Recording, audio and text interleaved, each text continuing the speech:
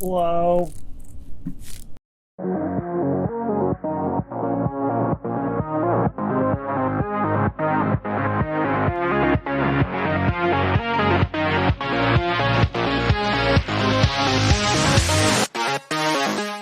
Alright, today we're gonna go ahead and do a little bit of a tutorial on how to do covering. Now, the thing you want to remember with covering is that you're dealing with sharp stuff and hot stuff. Sharp stuff, I think, is a given. You're going to be dealing with scissors. These are my shop scissors and razor blade usually. Now, you can use lots of different other kinds of sharp things, but you're going to be dealing with sharp things. The other thing you're going to be dealing with that's hot is your covering iron. This is my 21st century covering iron that I really like. Again, picked it up at a swap meet. I think it was like all of 10 or 20 bucks. Stand is nice so that you don't burn your surface that you're working on. I highly recommend that you use one. And I like this iron because I can select specific temperatures in centigrade or Fahrenheit. So, other than that, you're going to want your covering. Again, I'm using Oratex here, and I've got one of the flaps. And we're going to cover this flap today, and I'm going to show you how I cover things. And first of all, you need your part. Make sure that it is clean. Make sure that it is dust free. Any sort of dust that's on it, like sawdust or balsa dust or anything like that, is going to potentially have the opportunity for the covering, once it is applied, for it to lift off. Again, your covering is going to get heated and shrinking again as it cycles through being exposed to sunlight. So try to remove as much dust as possible. I use my own breath to blow out corners, but I also use a paintbrush to just sort of dust things off like that. All right. From there, what you're going to want to do is take a roll of your covering, and what I usually do is for each part, I try to cover as efficiently as possible in one piece. So in this particular instance, I put the part like this, went like that, went like that, and then gave myself some overage. Now, this piece of covering is the whole length of the roll, but I didn't want to do that kind of length like that and then do another flap, because then I would have even more waste. So I went ahead with this, try to minimize my waste as much as possible, but still you're going to want to make sure that you have sufficient overage for what we're going to do. That being said, I am simply going to use the low setting. So there are two different settings that you want to have on your covering iron for using Oratex. You want a low setting and a high setting. The low setting is around 200 degrees, 200 degrees Fahrenheit, and then the other one is around 300 degrees. 200 degrees is where you want the iron set for just tacking it in place. Once you have everything tacked in place, then you can go over your other areas to shrink the material at around 300. So right now I'm set at around 200 degrees, a little bit more just in case today the basement's a little bit chilly. I want to make sure that I have plenty of heat when I'm applying this. I've got a pretty big part relative to what some people may do. This is a quarter scale airplane. So I want to make sure I have plenty of heat whenever I need to use it. So from there, we'll just cut to a time lapse of me and going over how to apply this. It's really straightforward. Just take your time, be patient, and before you do that, make sure you take the backing off. There is a backing, and you don't want the backing. That goes in the garbage can. Let's get started.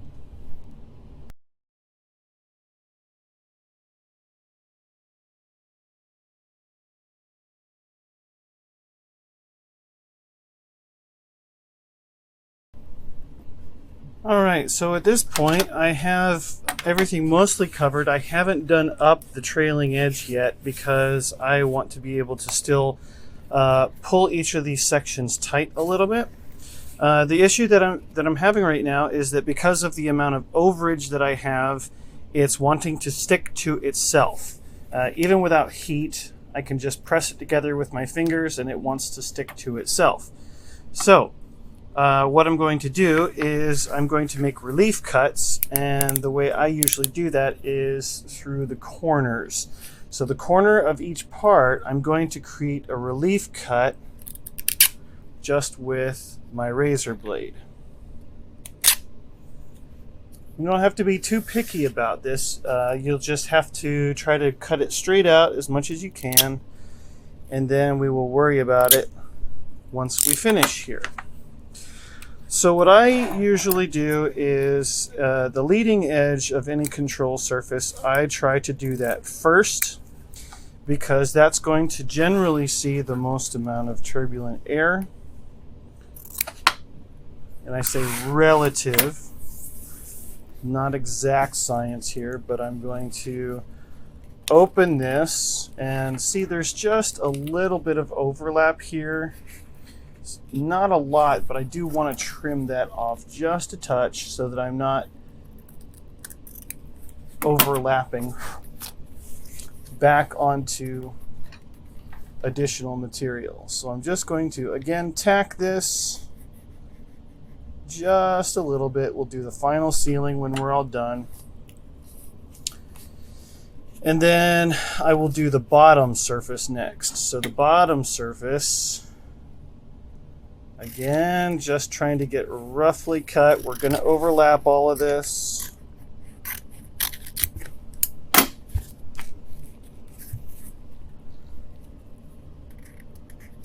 All right, so again, we're kind of getting that same overlap issue as we get closer.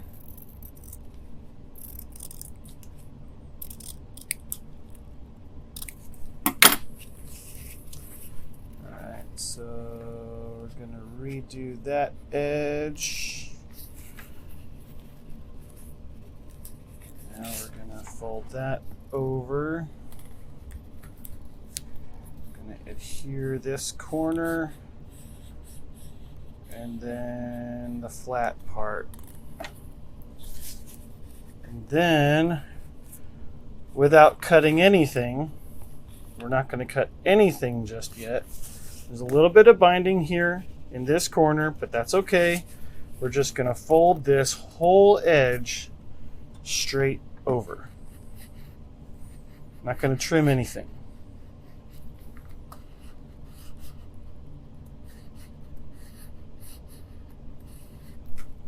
Now we're going to trim. So with my shop scissors, I get as close to the edge as I possibly can and cut. Do that same on the other end.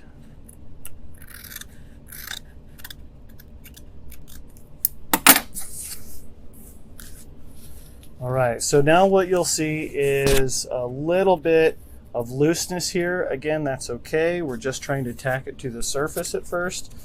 And then we go to the other side and do the exact same thing. If you'll also notice when I was applying this around, I work typically from the middle out. And the reason I do that is because it makes stretching it easier. It makes it easier on me. Makes a nicer finish when everything is stretched nicely. All right, we are almost done. So at this point, I can set up the part like this. So I can steady it with my pinky. I can hold it like this, but I can put tension on it as I move it across. So again, starting in the middle. Move across a little bit more, a little bit more, a little bit more. See how now we're here at the end. And we'll go back to where we started, roughly in the middle. Moving on. All right. So now that that is on, we're going to, again, trim as close to the corner as we possibly can. Sometimes I do just make a rough cut at first and then go back for a closer cut. Just makes things a little bit easier sometimes. Depends on the part.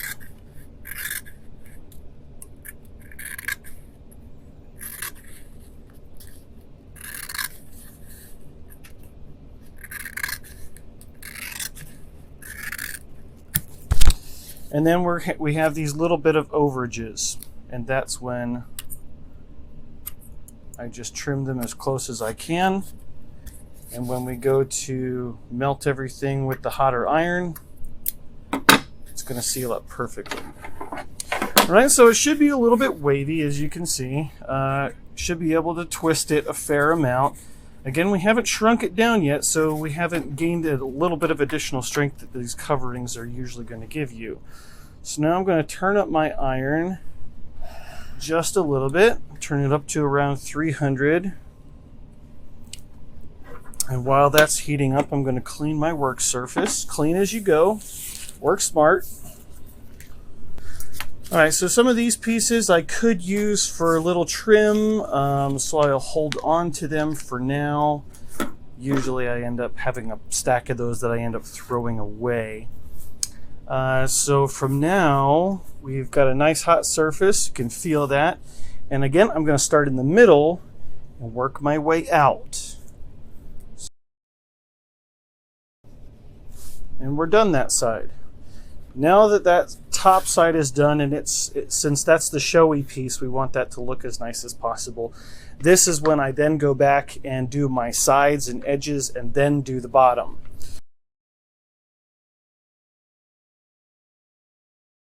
Remember these seams that we have here? We've got a seam on the back side, and now we have a seam on the bottom side. So all of our seams are hidden with exception of this one at the rear. But if you trim it nice and close, when you go to hit that seam at the higher setting, it shrinks it just enough at the trailing edge that you can't even see it.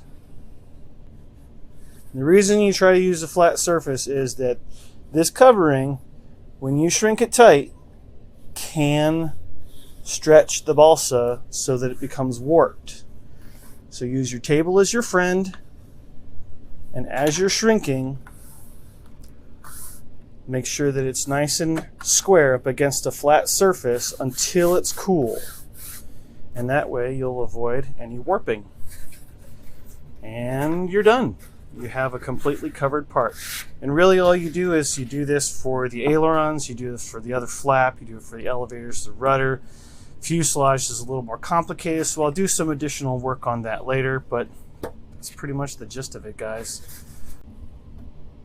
All right, so here we have another situation. It's a little bit different than the flaps. Both flaps are currently done, but I'm moving on to an aileron, longer piece. But I also have this bevel on the trailing edge that wasn't there on the flap. So how do you deal with that? Same as before. Instead of having one flap on the trailing edge of the covering, you're going to have two. Okay? And it's really as simple as that. So that's pretty much it for right now that we're going to cover literally on the Oratex covering. Thanks again, Horizon Hobby, for partnering with me to make this happen. It's great stuff. It really is. Now, I do want to end with the proverbial CYA, and we'll just leave it at that. There are many ways to do this. There are many ways to skin a cat. And before the comments light up with, oh, you're doing it wrong, you should be doing it this way, try formulating your comment in the form of a comment rather than an accusation. We can all be elevated a little bit more if you just take the time to, rather than say, oh, well, I do it differently, you should do it my way. Perhaps you should think, maybe we can learn something together. I'll take something from you, and perhaps you can take something from me. I know I'm setting myself up here, and I hope that we will all be a little mature about this. I know that there are many videos on YouTube about how to do covering. I'm showing how I do. And I'm showing how I do because the results work for me. I believe that the results are very stunning and they work very well for me. I haven't had any in-flight failure issues with applying covering this way. So take it for what you will. Take the techniques for what you will. Maybe try them. If you don't like them, fine. If you do like them, great. And with that, we're going to continue to build out this flying work of art, and I'm going to move on to the wings. And before I cover them, I'm going to outfit the wings with servo bays so that I can have a place to put the servos. Until then, continue working on your flying works of art.